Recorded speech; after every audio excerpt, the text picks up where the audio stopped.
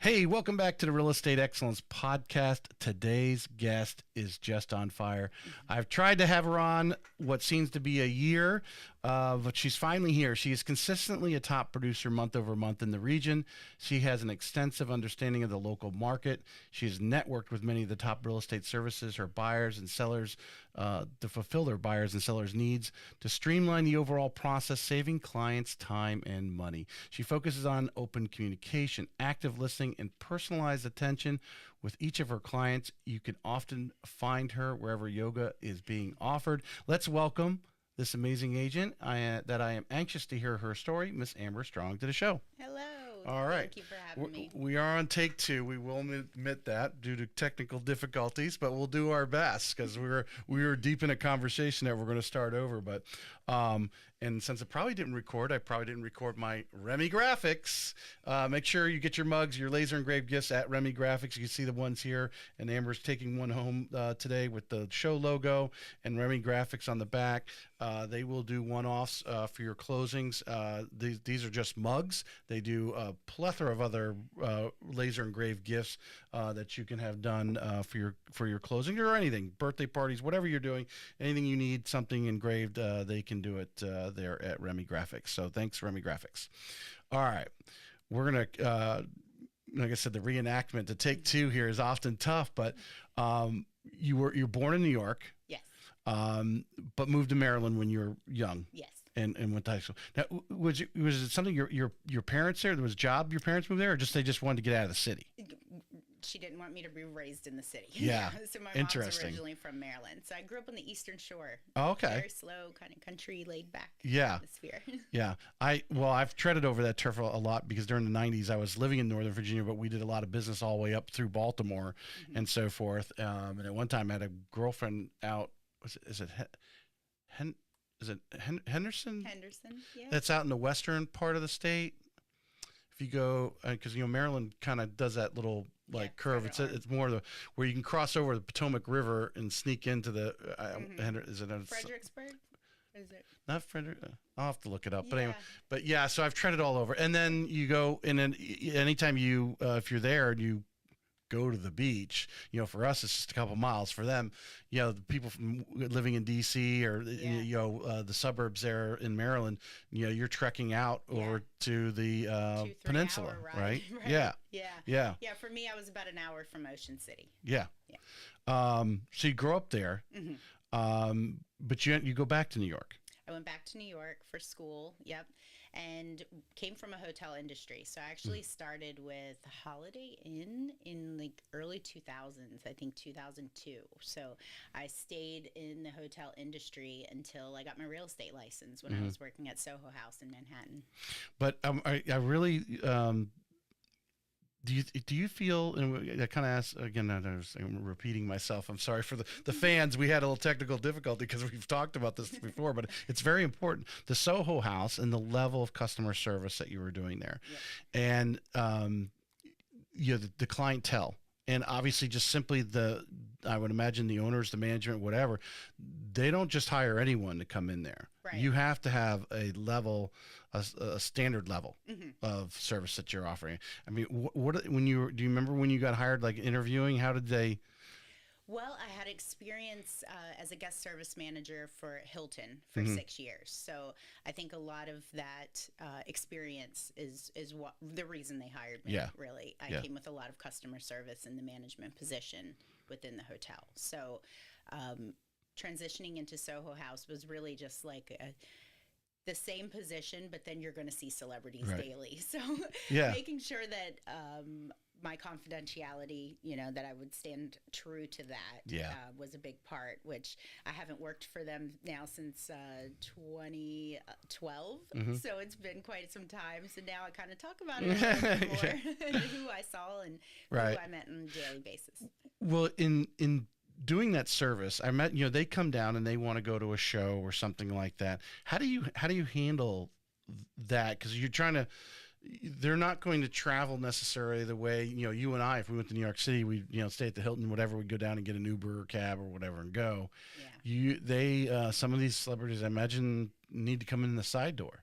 Yeah. yeah. And they have an entourage with them, you know, and you have to act normal and not be starstruck, really, Right. because that's the reason they're coming to Soho House, is so they don't have that crazy fame, people looking and drooling all over them, you know. So you really Right. just take it as a professional approach and thank them for being there. And there is one private elevator that will take them to the private rooftop club. So everything pretty much stays confidential. Yeah. There's no telephones allowed up at the top. I would imagine the different celebrities treat you different ways. They know you're starstruck. Yeah. Others try to like let you know that they're just regular people. Yeah, yeah. Yeah, don't they? And then there's others that are, hey, I'm a star. Oh, I've definitely met those. Kiss the ring. Yeah. Yeah. Some pop stars are very much so like Is that right? Yes. Yeah, and they probably came from the least means of ever, you know. Yeah. Yeah. Exactly. Yeah. Now they're just too cool for school. Right? Yes. I always like to relate the past job to, and you could take this all the way, you've been now in real estate over a decade, right? Mm-hmm. So, some of those experiences in dealing with those people, we fall back on, how did we handle that situation before, right? A good interview question, if you're interviewing your job, is like, yeah, hey, I had that difficult pop star. Yeah, he was difficult. Okay, well, tell me what happened, right? Give it some color commentary. So with your customers you're dealing with today, I would imagine there's some of the things, although you may not think about it directly, but some of the situations that you were in back in the Soho House, even today with some difficult clients, you rely on some of the similar tactics, I guess. Absolutely. Yeah. Yes. You stay calm, you smile, and you listen. That is the biggest. I think that is what kind of gets you through those situations. Right. You have to be open-minded, and you have to sit there and you pretty much you listen to everything that they're telling you, and you can give feedback. But I think just being there to be a lending ear to a lot of what they're looking for. That is such vital advice. I think some of us lose it because we don't every day deal with a hostile person. Right. In any situation. But usually, imagine whether it was at the Hilton, at the Soho, or right up to agents you're working with, or not agents, but clients you're working with today. Sometimes they just want to blow off some sort of steam. It may not have anything to do with you. Most of the time it doesn't. Right. They're just blowing off steam. And so really they just want someone to hear them. And yes, and that's true. You just can't take anything personal. Yeah. You don't know what lens they're coming from, and just being open-minded to that, I think is big. What's going to push you forward in this industry. Right. And I think you often can gain a lot of respect from that person after you listen to them if you handle it the right way. Sure. Don't understand that they're just we don't know what's happened in their life 5 minutes ago, yesterday, whatever's going on, the stresses they're doing, and all of a sudden whatever happened in front of you just set off the. Sure. Yeah. And that's why I do yoga every day. It helps me. Don't forget to breathe. Stay present. And and just don't be as emotional. That's kind of what can cause problems in this industry, is when an agent gets emotional and takes things personal. Yeah. This is not an emotional position. It can be, but take it as a transaction and build a relationship. That's the biggest focus. I think that will push you ahead. I would say a lot of times, occasionally that the blow up, now today when you're doing real estate and selling individual houses, sometimes that blow up happens in front while they're there. But I would say most of the time, because 90% of I don't know, maybe at least 80% of the transaction, you're actually talking to them over the phone or handling stuff that you're not actually dealing with. So when they have a blow up, a lot of times it's over the phone. Yeah. Yeah. Yep. What are some tactics, that you learned? I have some things that are going through my head, but I want to hear what you have to say from, learning how to handle some difficult clients. You've got the control of the phone. What goes through your mind? Like, how are you going to handle this? How are you going to breathe? make sure I'm breathing, and I listen, and I let them speak. You Yeah. cannot cut someone off when they're venting or letting you know where they're coming from. You know, the biggest part is to have an open ear and allow them the room and the space to say what they need to say, because this is a big transaction and maybe the biggest transaction they're going to make of their life. So there's going to be emotions involved, and the emotional side should be with the customers, not with the agents. I think that's what can cause some problems, is when the agents become emotional, Yeah. or take on that energy that the customer is spitting out of the phone, and then it comes out of the agent's mouth to the other. Things could get twisted. Yeah. So just being open-minded, letting that customer speak, and then responding through facts, responding through numbers. If it's a problem with the purchase price or the sale price, really what we're here to do is back them with the stats, with the facts of where the market's going or where it has come from. The most challenging customer I have at the moment is putting in offers nearly $100,000 under asking. And, that's a struggle. Yeah. I've written nearly 5 offers. It's like, when do I get to this point where you're not listening to me and you Right. hired me to guide you? So the whole goal is to get the contract, to get the customer into the home that they want at the best price possible. Right. However, it needs to be reasonable. Do you find some of the what are the characteristics that, because I know some of these stories that I've heard from the agents, that agent on the other side who kind of starts putting their ego, that's for lack of better words, description, into it, or almost like they're the ones selling that house or buying this, in this negotiations. Like, no, dude, you're just representing them. And do you find it a lot? Is it newer agent, or is it really just an agent that's not savvy in negotiations, or the things that obviously you've learned through your life, to be take that breath and listen? Is there a characteristic of those individuals, you think? Yes, and and I think a lot of it is that they're not breathing. They're just speaking right from their head, Right. out their mouth, and not really taking time for it to kind of settle in, Right. and making sure that they're projecting things in the best light. Really just staying positive is a huge impact. It makes a huge impact when getting a transaction to close. Yeah. There is the most challenging part sometimes is the agent on the other side, and having a partnership with them. You're representing your customer, but at the same time, you need to come to a medium. There needs to be a win-win for both Right. parties. The collaboration and yeah. And the agents, it's not about us. All we're here again to bring is the experience, the negotiation tools, and the Right. facts. And Have you them ever said together. something to the agent on the other side that was being a little more difficult? Yes, I've definitely voiced my opinion about maybe their ego is getting in the way. Yeah. Yeah.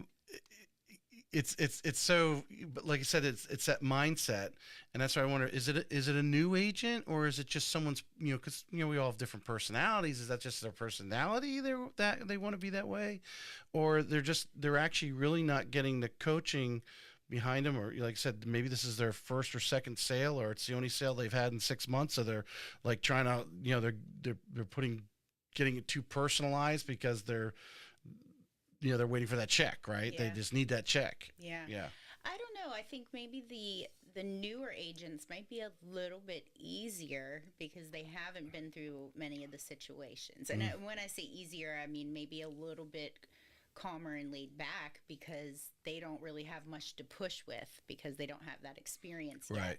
So I guess what I'm getting to is that maybe the more experienced and seasoned agents might be the ones that are They think they know something. they think they know something. That's correct. Yeah. There are some smart agents there, although they have to kind of put out there, hey, I'm new, and obviously you've been doing this for years. You got your track record, Amber, how should I, I imagine they ask directly, how would you handle this? Sure. Yeah, I've been Yeah. asked that before, and I'm honest, Mm-hmm. and I think that's what builds my business and pushes it so far along is that I'm transparent with not only the agent, but I'm transparent with the customer. Yeah. So being upfront and honest is the biggest tool that you can bring to the table. I am, there's something about when there's someone in the room that I feel does not have integrity. I get very, I can just feel You it. can feel it, right? And when you are, well, I can be a little too raw sometimes. My wife doesn't necessarily like that, but there are people who do. New Yorkers can handle that. Heck yeah. Yeah. I know you're not playing around with them. They know you're telling the truth and you're putting it out there and it's like, let's solve this deal. Here's all the pieces. Right. Let's put this together. Right. Yeah. Yeah, it's a puzzle. You got to put all the pieces together to make the whole picture. Yeah, exactly. Yeah. All right. So you're at Soho, you go to, you're recruited, what the lady's name again? Nancy Pax. Nancy Pax, recruit you over to, run some buildings for her Right. in leasing. Express to the audience a little bit about the difference between the sales, if you call it sales tactics, sales routines, process in leasing versus what you are doing now, and obviously selling individual homes. Sure. Well, I think one point. And at a high price point, we should say you're in Manhattan. Right. Yeah. Yeah. Minimal, monthly lease then was 10,000 up to 25,000 a month. So we're talking about big dollars being spent per month. That in the end isn't really a huge return for the customer. So they need to feel comfortable about what it is that they're committing to for this next year. And with that, it's not only about the apartment that they're renting or the floor and the view, it's about the amenities within the building and the surrounding area around it. So similar to when you're selling a home, leasing it, you need to be just as educated on the amenities, the building, what transportation around, where they can go to shop and eat.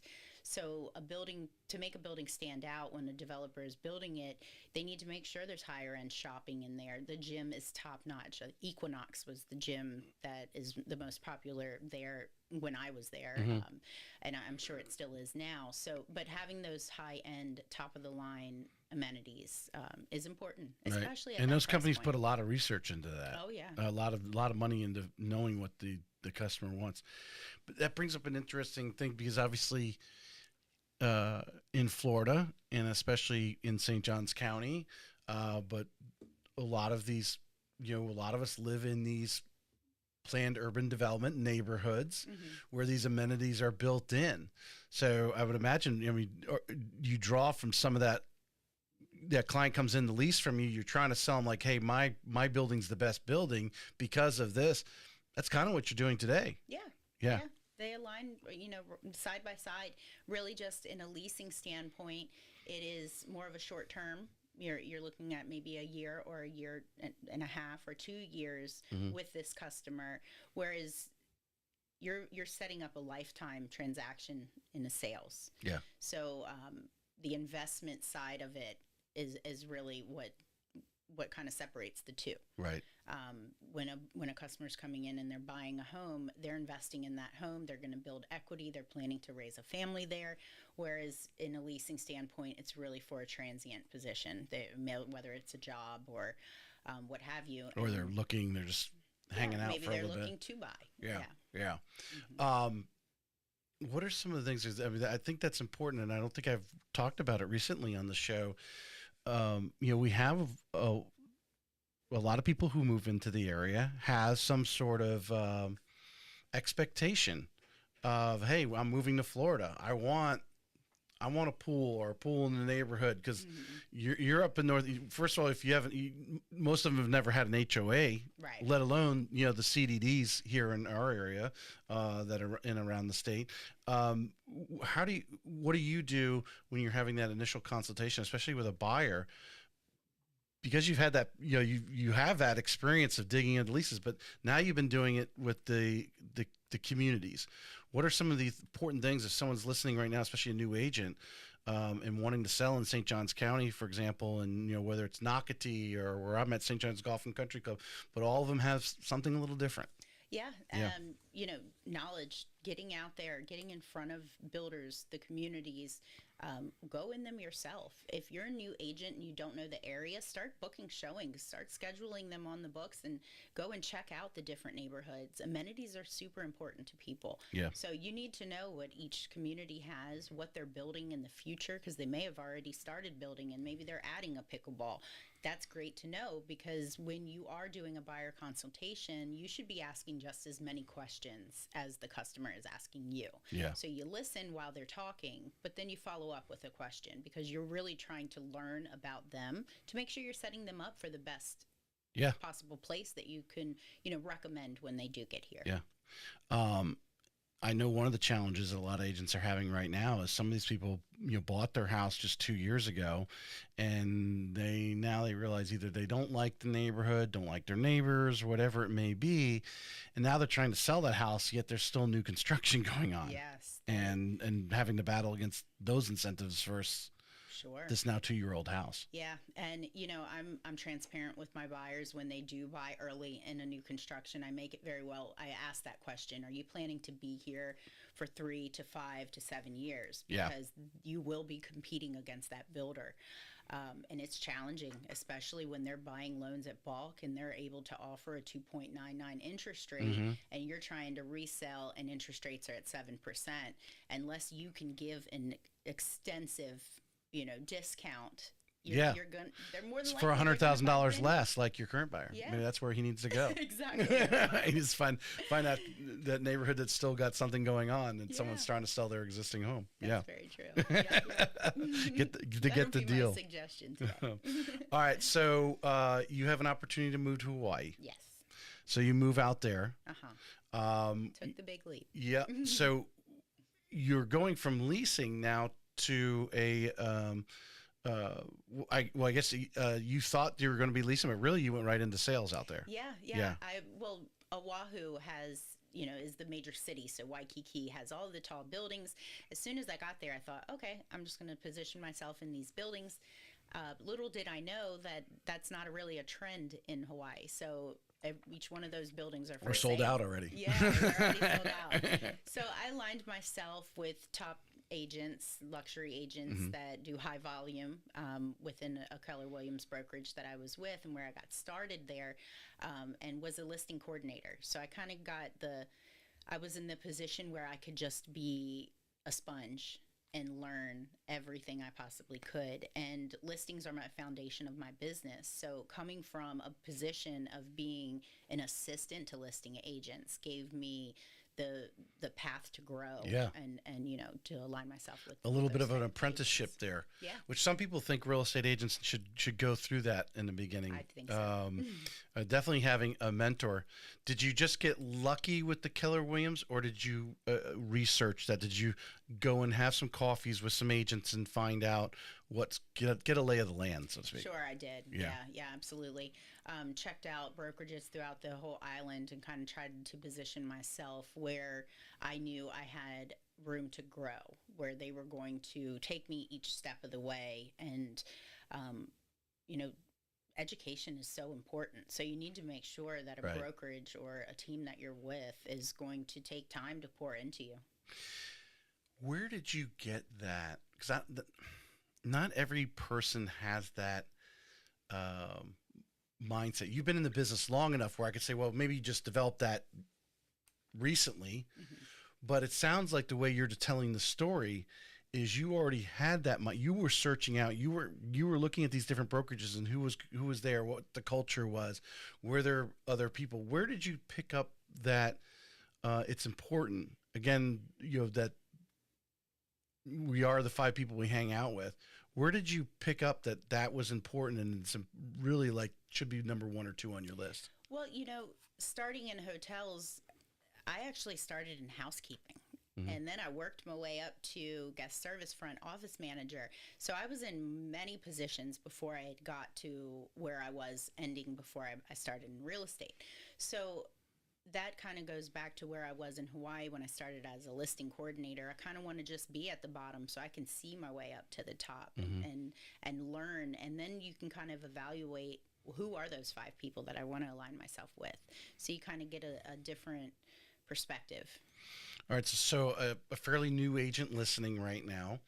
And you obviously you did it again when you came here. What are some things that you get it up? You look for these top agents. You find out who's doing the business. You called them and had a cup of coffee with them. Yeah. Okay. Yeah. So what are some of the questions like you were asking them to get a true sense of a feel what was going on at their brokerage and whether or not this person was someone who would actually pour into you? Sure. I think learning their history and where they started can kind of be the foundation of whether I want to align myself with this person or not. Were they grandfathered into the industry because their parents know everyone and they got their license and then they only sell to their family? Right. Is that someone? Mom's just referring everything over to them. Yeah. So, asking questions and finding out where they came from, because that encourages me. If I can hear that they may have started in a similar position I'm in, and then I'm looking at them from a newer agent in an area, not necessarily a brand new agent, but new to the area, then that means that I may want to align myself with them because they have the same values and they can also foresee that.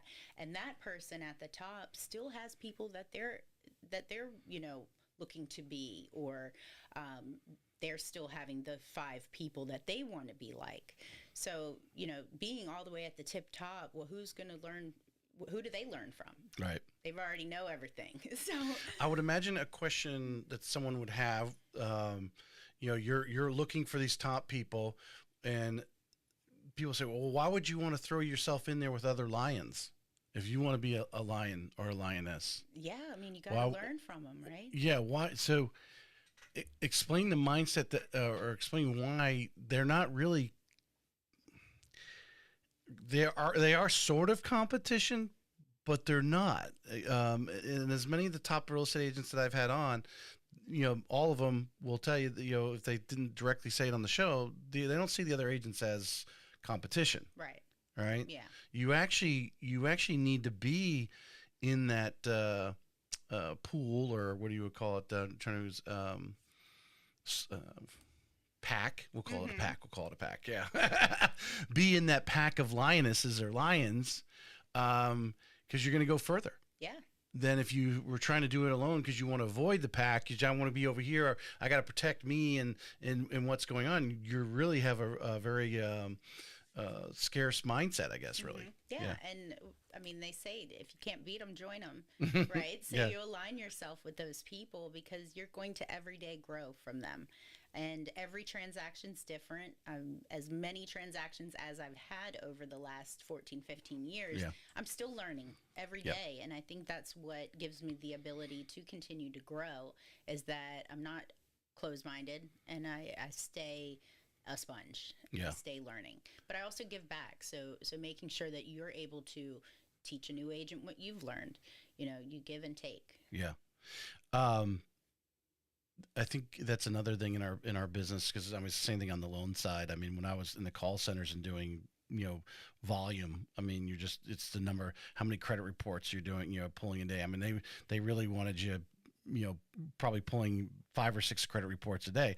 Well, that's 5 or 6 people you're, doing a pseudo interview with. That's 5 or 6 people you're learning the type of work they do, how they get paid, right? From the lending side, how are they getting paid? Is this something I can actually get approved in a loan situation? Sure. Those types of things. And knowing that everybody is different, because I think it's just strengthens that our business is never really going to be taken over by computers, because there's just too many different little things that come through that a computer can do a lot, but there still needs to be a human to come in and fill in the little crevices that the computers can't get, because of our business is so, whether it's the property, it's unique. Title work, the properties imagine you've dealt with stuff out at the beach, right? There's unique situations out there, title and access and all this other jazz that a computer doesn't, you can't get all that information in there. Yeah. Right. Yeah. And, the emotional side of it, although us as agents don't want the emotional side to come out, because that's not what we're hired for. But you have to be able to understand and listen to someone and know that this is an emotional transaction for the buyer or the seller. This is something that they've poured their heart into, whether that's saving the funds to get to purchase the property, or whether it's the property that you're selling and you've owned for the last 30 years.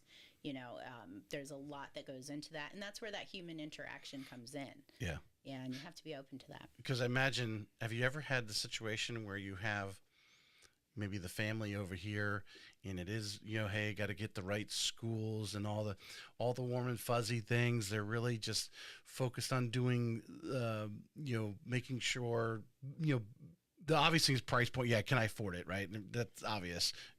But after the affordability piece is put aside, now we know, hey, we're in the right price range. But I got this neighborhood, that neighborhood, and you're trying to find that right one, and then make sure the kids are going to be in school, the right amenities are there for their age group or whatever it is. Right, you got all the emotional, social things, and then you got another client over here who's all about the deal. Yeah. And he never finds the deal. Right. I always call it you stepping over a quarter to pick up a nickel. I'm working with a customer like that right now. Yeah. The two ends of the extreme there, and sometimes you have them both at the same time. Yeah.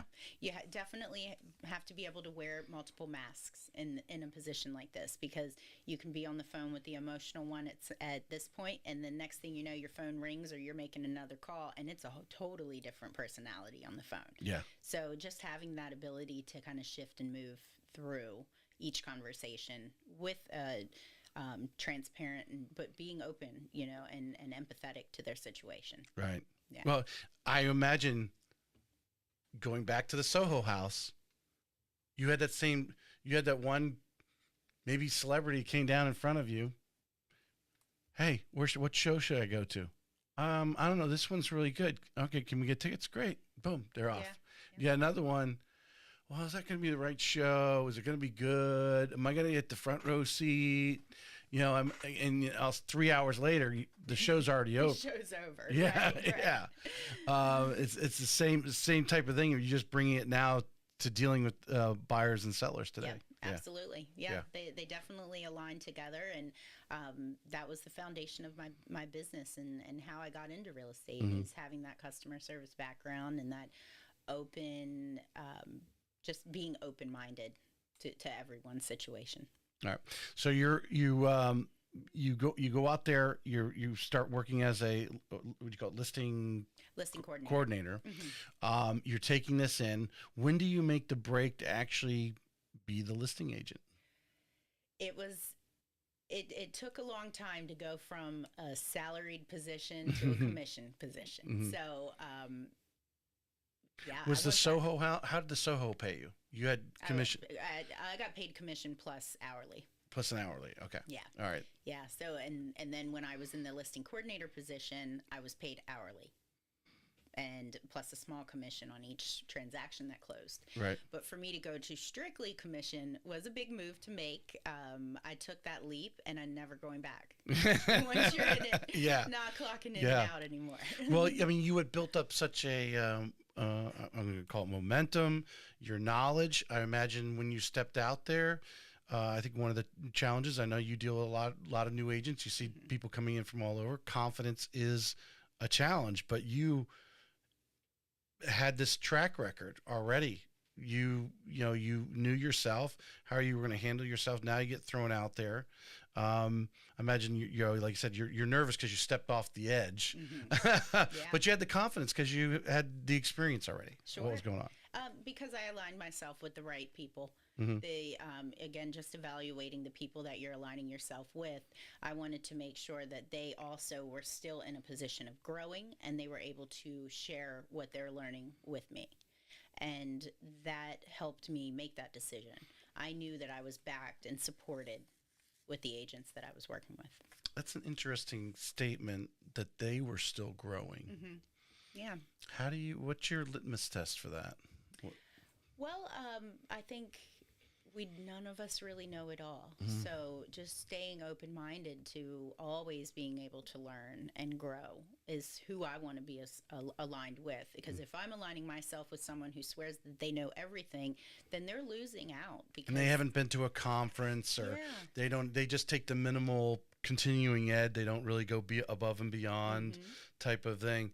And I don't know, I can't remember if because we're doing a retake basically here, but talk about having some of those coffee appointments with these agents that you wanted to work with, and asking some of this, hey, have you gone to a conference lately? Are you gone, where are you getting your education from? Is it, what are some of the things that you might, as, again, an agent who might be listening right now to try to find these people like you found, what kind of question would they kind of ask to try to draw out if that person is someone who's always looking to grow and learn something new? And I think you can only are they coachable? Are they being coached at this point? You Mhm. know, that's important to know, because if an agent's telling me that they don't have a coach, and they've learned it all and they're just basically doing continuing education, that goes to tell me that they're going to hit a limit, Yeah. whether that they may have already hit it at this point. And you know aligning myself with agents that are continuing to grow, I may know a lot more than they may know, Yeah. and until you have those conversations, you don't really know for sure. Yeah. So yeah, asking, are you being coached right now? Who have you aligned yourself with? Are you masterminding with top agents throughout the United States? Right. Because having the different perspectives is important, because you need to bring new and innovative things to the table. Yeah. Well, everyone has a different way they you know um, do their business. That's the great thing about real estate. You